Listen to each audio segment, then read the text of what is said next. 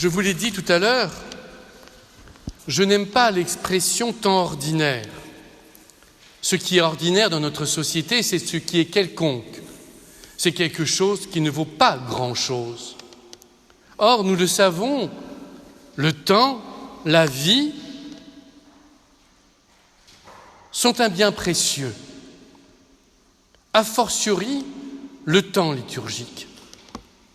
Et en ce mois de juin, comme tous les mois de juin, j'ai été pris de vertige, ayant du mal à assimiler toutes les fêtes qui nous ont été proposées et à en tirer suffisamment de fruits spirituels. Souvenez-vous, la Trinité, la fête du corps et du sang du Christ. Hier, nous étions invités à nous tourner vers Saint-Pierre et Saint-Paul. Et chacun, certainement, nous avons pensé à tous les prêtres qui allaient être ordonnés ce week-end à travers le monde.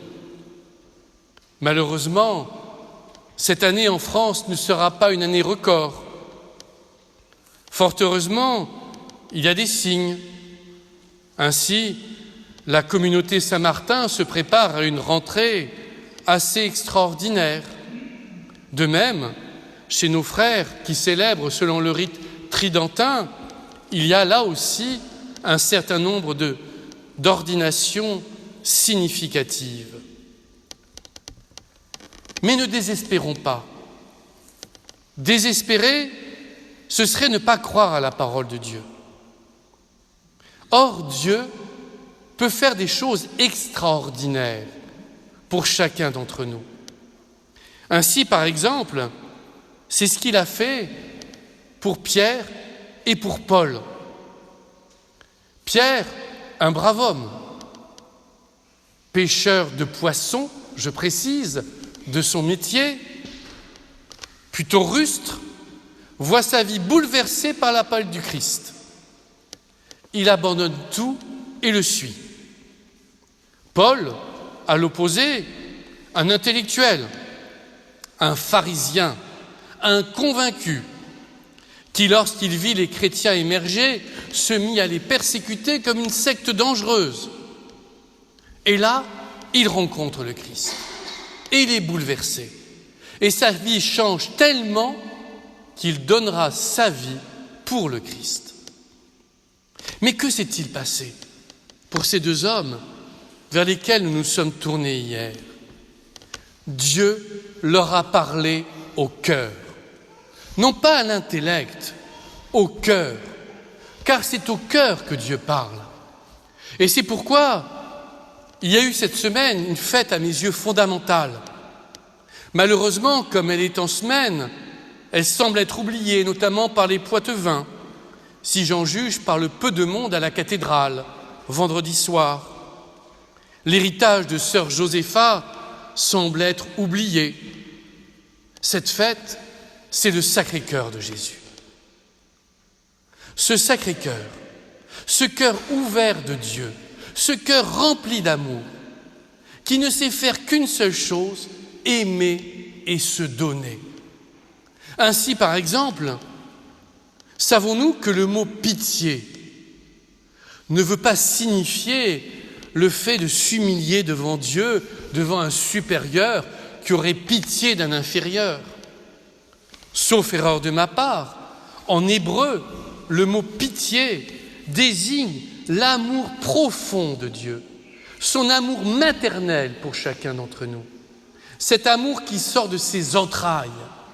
Et quand nous implorons la pitié de Dieu, nous implorons son amour pour qu'il se donne à chacun d'entre nous. En réponse, Dieu attend, comme disait Dimitri de Rostov, un mystique, que nous ouvrions notre cœur, que nous puissions enlever tous les verrous qui nous barricadent. Parce que parfois, notre cœur est fermé, notre cœur devient sec.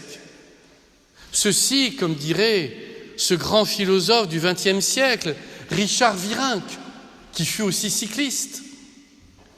Un jour, il déclara « À l'insu de mon plein gré, j'ai été dopé ».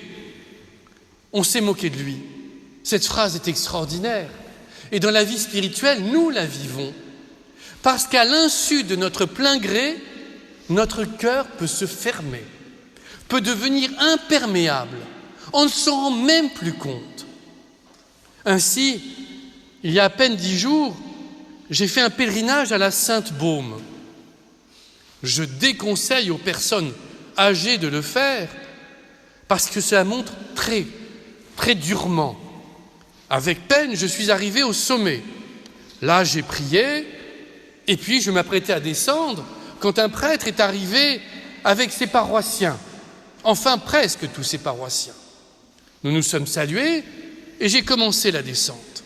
Et là, un peu plus de la moitié vers le bas, j'ai rencontré un pauvre homme, âgé, qui me confia avoir eu 4 pontages cardiaques, qui n'arrivait plus à monter et qui me disait « il faut que je monte, car dans mon sac à dos, il y a les croix pour les pèlerins, mes frères. » Alors, avec un ami, nous l'avons pris par le bras et nous sommes remontés avec lui. 2e montée, ce qui faisait déjà plus de 400 marches. Je salue à nouveau le prêtre et je repartis. Et là, presque encore au même endroit, une pauvre femme qui titubait sur ses pas, victime en février dernier d'un AVC. Elle aussi voulait monter. N'écoutant que mon cœur, et non pas mon cerveau pour le coup, je remontais avec elle. Et là, je dis au prêtre, j'espère que c'est le dernier paroissien que vous avez oublié. Je ne critique pas mon confrère, mais ce que je veux dire, c'est que ce pèlerinage organisé pour des personnes, personne ne prenait soin les uns des autres.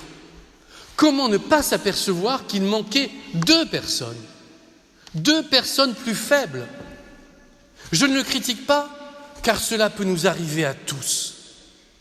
Oublier les plus faibles, avancer en oubliant ceux qui ne peuvent plus avancer. Et justement, toutes ces fêtes que nous avons vécues, et cette fête du Sacré-Cœur, nous invitent à plonger dans ce qui fait l'essence de notre foi, le cœur, avoir un cœur ouvert, avoir du cœur, avoir un cœur qui écoute, avoir un cœur qui ressent. Au terme de notre existence, ce ne sont pas les beaux discours qui seront comptabilisés, mais c'est l'ouverture de notre cœur. C'est ce qui fait que nous sommes des humains, que nous sommes des chrétiens. Et Pierre et Paul, fêtés hier, l'avaient bien compris. Ils avaient compris, comme dit Paul dans l'Épître aux Galates, que le Christ est venu pour nous libérer. Parce que parfois, je ne sais pas pour vous, mais je parle pour moi, je deviens aveugle, je deviens sourd.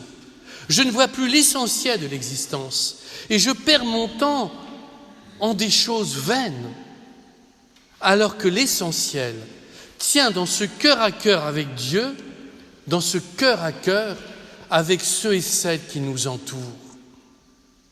Alors oui, je le répète, ne vivons pas notre vie chrétienne de manière ordinaire. Vivons constamment l'extraordinaire au cœur du quotidien. Et cet extraordinaire viendra de notre cœur. C'est dans notre cœur que se trouve la source de l'amour. Parce que cette source prend son origine en Dieu lui-même. Alors oui, tout comme le Christ multiplia les pains à un moment donné de son existence, multiplions l'amour. Et cela ne pourra se faire qu'avec un cœur ouvert. Amen.